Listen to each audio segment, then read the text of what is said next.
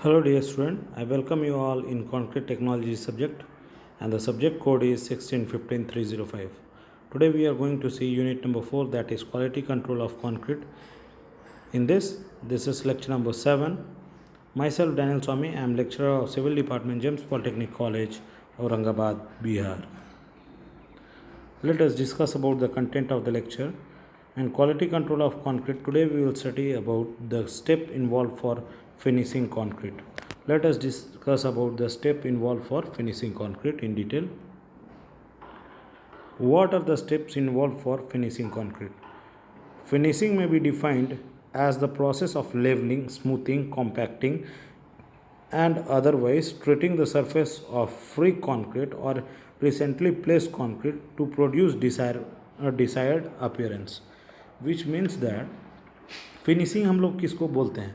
Concrete finishing उसी को बोलते हैं जिसको हम लेबल कर दें, उसको हम चिकना कर दें, मतलब कॉम्पैक्ट करके उसको लेबल करके चिकना कर दें, और चाहे वो मतलब फ्रेश कंक्रीट हो और रिसेंटली प्लेस कंक्रीट हो, उसको अगर हम लेवल करके स्मूथ करके कॉम्पैक्ट करके अगर चिकना कर दें और उस पर झाड़ू मरवा दें तो वो एक डिसायरेबल अपीयरेंस को जो देता है उसी को हम लोग क्या कहते हैं? फिनिशिंग कंक्रीट बोलते हैं. ठीक है. Step involve for finishing concrete. There are 3 different steps involve for finishing concrete which is given below. You can see in your screen that it is screeding, floating and troweling. These are the 3 important and different steps involved in finishing of concrete. Let us discuss about these 3 topics in detail. First of all, screeding. The step 1 is screeding. This is the process of stripping off the excess concrete to bring the top surface to a proper grade. क्या होता है स्क्रीडिंग? मतलब क्या होता है, आप देखे होंगे कि जब भी ढलैया में अगर कंक्रीट को गिरा दिया जाता है, ठीक है, कंक्रीट कॉम्पैक्ट करने के बाद हम लोग क्या करते हैं, उसको एक तरह से एक पट्टा जो होता है, उससे पट्टा से हम लोग एक्स्ट्रा मसाला को हम लोग काट के अलग करते हैं और आगे करते हैं और उसको एक लेबल को देते हैं. ठीक है, उसको हम लोग स्क्रीडिंग बोलते हैं. क्या आप लोग समझ में आ रहा है? ठीक है. While depositing concrete, its thickness is kept slightly more than the final finish. जो भी स्क्रीडिंग किया जाता है तो जो भी डिपॉजिट होता है उसका जो कंक्रीट का जो थिकनेस उससे मतलब पहले का कंक्रीट से उससे थोड़ा सा ज़्यादा दिया जाता है, क्योंकि वो कॉम्पैक्ट होगा, वो बैठेगा. ठीक है, इसलिए उसको फाइनल फिनिश के समय में उसको मतलब थोड़ा सा उसका ज़्यादा थिकनेस को दिया जाता है. It is then moved by stacking of board known as screed. जो बॉर्डर से हम लोग उसको स्ट्रक्ट ऑफ करते हैं, मतलब उसको खींचते हैं, उसको स्क्रीड बोलते हैं. ठीक है. ए swaying motion of a screed is used as it moves on the side of form. ये जो है कि मतलब धीरे धीरे ऐसे से मतलब आप लोग ढलैया के ऊपर देखे होंगे कि उसको थपथपा के आगे की ओर खींचते हैं, उसको हम लोग क्या बोलते हैं? Swing motion. Handling are attached to each end. Handles are attach in each end. आप लोग देखे होंगे जो मतलब स्क्रूड रहता है उसका दोनों साइड में हैंडल अटैच रहता है, जिसको मिस्त्री लोग क्या करता है, उसको पकड़ के उससे थपकी मारता है, मतलब थपाता है, उसको कॉम्पैक्ट करता है. ठीक है. When the distance between the side form is more than 2 meter, then a screed is worked by a 2 man. जो अगर 2 मीटर से ज़्यादा रहता है तो वो 2 आदमी से मतलब वो थपथपाया जाता है और उसको कॉम्पैक्ट करके उसको काटा जाता है, मसाला एक्स्ट्रा मसाला को काट के बाहर के मतलब आगे कर दिया जाता है, उसे एक लेवल पाते हैं, उसको हम लोग क्या बोलते हैं? स्क्रीडिंग. ठीक है. After screeding, void left on the surface is filled with the concrete and the process is repeated till uniform surface results. जब स्क्रीडिंग करके थपथपा के हम आगे बढ़ते हैं तो उसमें क्या होता है कि मतलब कुछ वॉइड्स जो छूट जाता है उसको क्या करते हैं हम लोग, फिर उसको कंक्रीट से भर के उसको फिर सेम प्रोसेस को रिपीट करते हैं. रिपीट करने से क्या होता है कि आपका मतलब एयर वॉइड्स जो भी रहेगा वो निकल जाएगा. When the mix is dried, and screed is also used as tamper to bring the mortar at the top for a layer finish. Excessive tampering should be avoided. उससे क्या है, मतलब हम टैम्पर करते हैं, हम इस तरह से आपको बता रहे हैं कि उसको कंक्रीट को थपथपाते हैं, तो थपथपाने से क्या होता है कि जो मोटर जो रहता है वो टॉप सरफेस पे आ जाता है, और स्मूथ सरफेस देने के कारण जब हम उसको थपथपाते हैं, तो जब मोटर ऊपर आ जाता है और जब उसको हम लेवल करेंगे तो वो एक स्मूथ सरफेस को देगा, ठीक है। लेकिन excessive tempering is not suitable. It should be avoided. Okay. If the mix is dried, adjust in its proportion should be made. For a larger job, screeding can be fixed with a roller which move on the side of foam. और अगर बड़ा जगह है तो ये क्या किया जाता है कि एंगल पे मतलब इसको मतलब रोलर जो है उस पर फिक्स कर दिया जाता है स्क्रीड को, और रोलर से ढकेल के मतलब स्क्रीडिंग को मतलब एक नॉर्मल फिनिश को हम लोग ला सकते हैं, ठीक है। Vibration can also be fixed on a screeding. Concrete should not be overworked. This bring an excessive amount of motor and water on the surface, and this result in lower strength. अगर हम ज़्यादा उसको थपथपाएंगे तो क्या होगा कि उसका सारा पानी और जो भी सीमेंट मिला हुआ है उसमें मसाला जो है वो खाली गिट्टी अंदर बैठ जाएगा, पूरा पानी उसका ऊपर आ जाएगा। इसलिए हम लोग क्या करते हैं कि ज़्यादा थपथपाते नहीं, उसको थोड़ा मतलब टैम्पर्ड करने के बाद हम लोग आगे बढ़ जाते हैं, क्योंकि उसका स्ट्रेंथ को मेंटेन रखना है, उसका स्ट्रेंथ को कम नहीं करना है, इसलिए उसको स्ट्रेंथ को मेंटेन करना है। इसलिए एक नॉर्मल थपथपा के मतलब 2-3 बार उसको रिपीट करने के बाद एक हम लोग इवन सरफेस को पा सकते हैं, ठीक है। As you can see in this image, this is the form of screeding. कि हम लोग मसाला डाल के हम लोग खींचें तो देखें कि यहाँ पे वॉइड्स है, तो फिर मसाला डाल के इसको हम लोग फिनिश करने के बाद एक बार फिर स्क्रीडिंग से हम लोग खींच दिए तो हम लोग को एक नॉर्मल और स्मूथ सरफेस हम लोग को मिल गया, ठीक है। Next one is floating.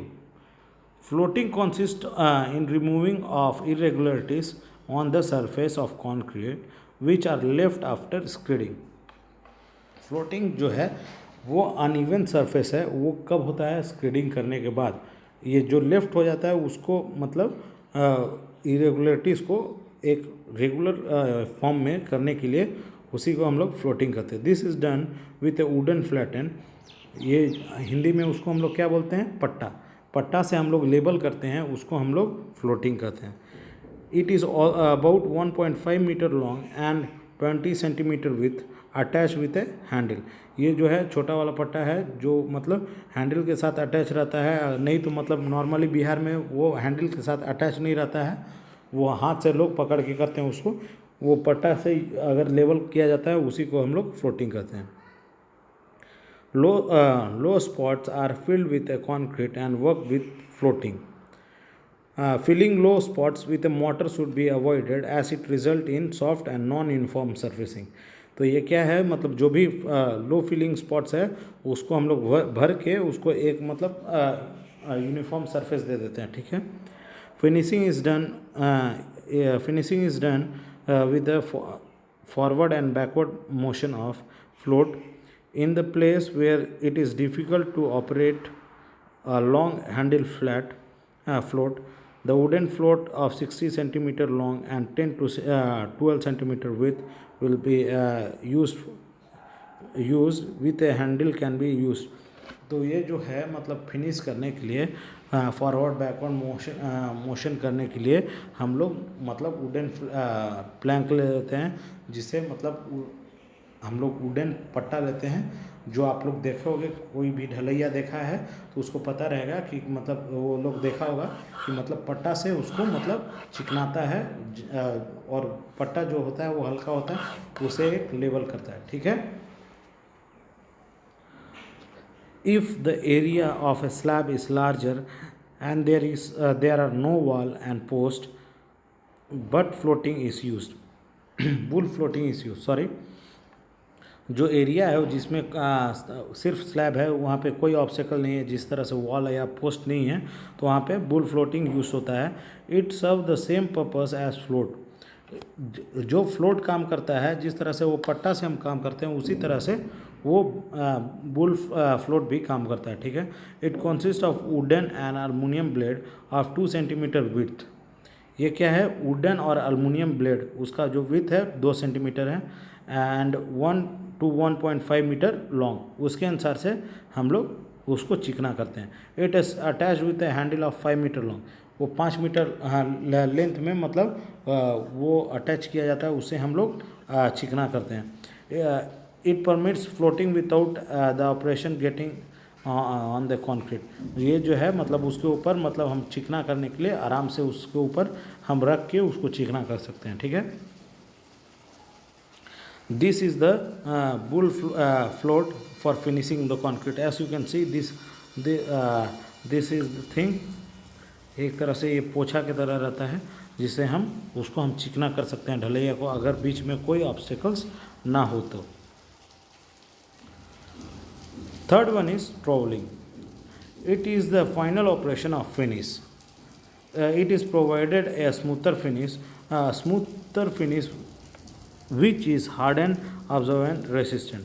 Troweling may be necessary